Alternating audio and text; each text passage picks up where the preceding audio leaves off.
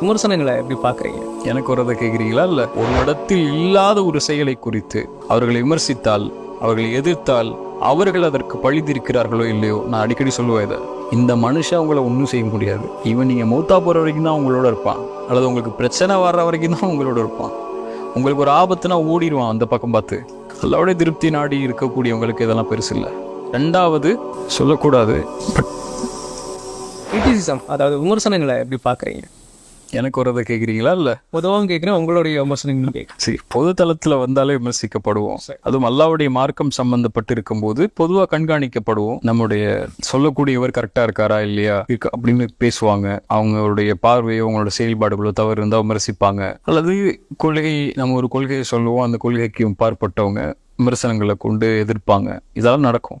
ஹலாலான முறையில் நம்ம வாழும்போது, அல்லாவுடைய சட்டங்களுக்கு உட்பட்டு இருக்கும்போது, நம்ம குர்ஆன் சுன்னாப்படிதான் வாழ்றன்னு இருக்கும்போது எதிர் விமர்சனங்கள் வருதுன்னா, மார்க்கம் சம்பந்தப்பட்டு அல்லது நம்ம மார்க்கத்துடைய ஈடுபாடு இருக்கிறதுனால வரக்கூடிய விமர்சனங்களா இருந்துச்சுன்னா அது கவனிக்கப்படக்கூடாத விமர்சனம் தான். ஸல்லல்லாஹு அலைஹி வஸல்லம்க்கு அல்லாஹ் சொல்லக்கூடியது, குர்ஆனுடைய 2 வசனத்தை சொன்ன அதில் பொருத்தமா இருக்கும். குர்ஆன் சொல்லுது, அல்லாஹ் நபிக்கு சொல்றான், வலகத் நஅலம் அன்னக யதீகு ஸத்ருக பிமா யகூலூன். நபியே, நான் அறிகிறேன் அவர்களுடைய வார்த்தைகளால் உங்களுடைய உள்ளம் நெருக்கமாவதை. உங்களை பத்தி தப்பா பேசுறாங்க, உங்களை விமர்சிக்கிறாங்க, உங்களை பொய்யருங்கிறாங்க, உங்களை சூனியக்காரன்னு சொல்றாங்க, ஏமாத்துறவர்னு சொல்றாங்க, பெண்ணுக்கு ஆசைப்படுறவர்னு சொல்றாங்க. இதனால் அல்லாஹ்வுடைய மார்க்க சட்டத்தை நீங்கள் கடைபிடிப்பதால் உங்களை விமர்சிக்கக்கூடிய அந்த விமர்சனத்திற்காக உங்களுடைய உள்ளம் நெருக்கமாவதை நான் அறிகிறேன். ஃபஸப்பிஹ் பிஹம்தி ரப்பிக் வகும் மினஸ் சாஜிதீன். அல்லாஹ்வை புகழுங்கள், அவனுக்கு முன்னால் சுஜூதில் விழுந்து விடுங்கள். இந்த கவலைக்குள்ள தீர்வு அல்லாஹ் திக்ர் செய்யுங்க, சுஜூதுல வந்துருங்க, எங்கிட்ட வாங்க. அவங்கள்ட்ட போகாதீங்க, அது பிரயோஜனமே இல்லை. அவங்களுக்கு பதில் சொல்லிட்டுலாம் இருக்காதீங்க, எங்கிட்ட வாங்க, நான் பாத்துக்கிறேன். வஅப்து ரப்பக ஹத்தா யஅதியகல் யகீன்.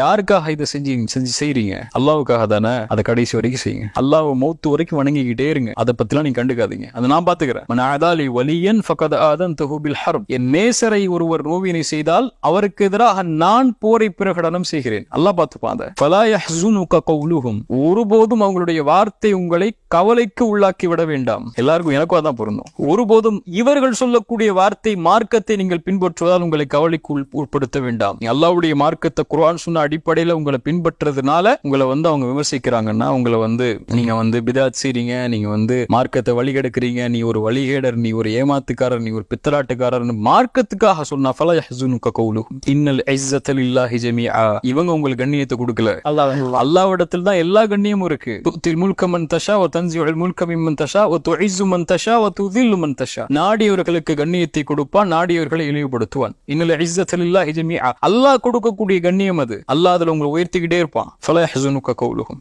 அவங்களுடைய வார்த்தை உங்களை ஒருபோதும் கவலைக்கு உள்ளாக்க வேண்டாம்.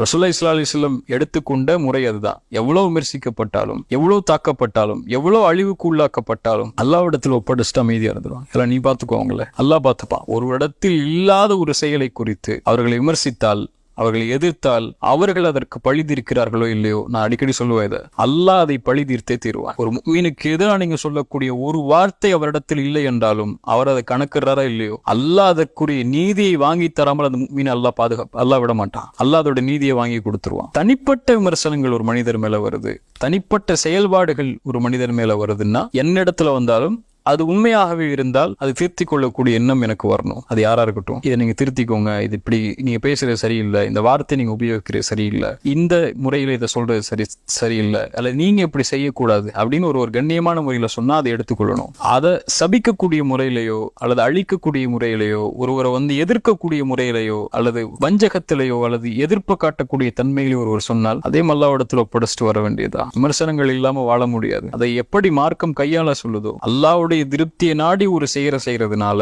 உலகமே விமர்சித்தாலும், மனிதர்கள் எல்லாம் ஒண்ணு சேர்ந்து உங்களுக்கு நல்லது செய்ய நினைச்சாலும் அவன் ஆடணும்ல. மனிதர்கள் எல்லாம் ஒண்ணு சேர்ந்து உங்களுக்கு ஒரு கெடுதல் செய்ய நாடினாலும் என்ன செஞ்சிட முடியும்? அவன் ஆடணும்ல. அல்லாஹ்வுடைய திருப்தியை கொண்டு போகக்கூடிய நேரத்துல உலகம் எல்லாம் எதிர்த்தாலும் தூக்கி போட்டுருங்க. மனிதர்களுடைய திருப்தியை எதிர்பார்த்து போறீங்க, அல்லாஹ்வுடைய திருப்தியை நாடலன்னா தயவு செஞ்சு வெளியே வந்துருங்க. இந்த மனுஷன் உங்களை ஒன்னும் செய்ய முடியாது. இவன் நீங்க மூத்தா போற வரைக்கும் தான் உங்களோட இருப்பான், அல்லது உங்களுக்கு பிரச்சனை வர்ற வரைக்கும் தான் உங்களோட இருப்பான். உங்களுக்கு ஒரு ஆபத்துனா ஓடிடுவான் அந்த பக்கம் பார்த்து. உங்களுக்கு நீ மரணம் அடைஞ்சிட்டீங்கன்னா உங்களை அடக்கம் ஆயிட்டு உட்கார்ந்து அவன் KFC அல்லது பிரியாணியோ சாப்பிட்டு இருப்பான். அவ்வளவுதான் அவனுடைய வாழ்க்கையில உங்களுக்கும் அவனுக்கு உங்களை தொடர்பு. நீங்க இங்க திருப்தியையோ நீங்க இங்க அங்கீகாரத்தையோ நீங்க இங்க தவறா ஒருத்தன் நினைச்சிடக்கூடாதோ என்று நினைக்கக்கூடிய முதல் அங்கீகாரம் அல்லாட்ட தான். அதை வாங்கிட்டீங்கன்னா, அதை எதிர்பார்த்துட்டீங்கன்னா, இதெல்லாம் உங்களுக்கு ஒன்றும் தோணாது. அதை எதிர்பார்க்கலாம், மக்களோட திருப்தி எதிர்பார்த்துட்டே இருந்தீங்கன்னா, அவங்க விமர்சிச்சிங்கன்னா, இப்படி பேசிக்காதீங்க, இப்படி பேசாதீங்க, இப்படி பேசாதீங்க, நான் இப்படிப்பட்டவன் தெரியுமா, அப்படிப்பட்டவன் தெரியுமா சொல்லி மார்க்கத்துல நீங்க உறுதியா இருந்தாலும் அவங்களிடத்தை வளர்ந்து கொடுத்து போகக்கூடிய சூழல் ஏற்படும். அல்லாவுடைய திருப்தி நாடி இருக்கக்கூடியவங்களுக்கு இதெல்லாம் பெருசா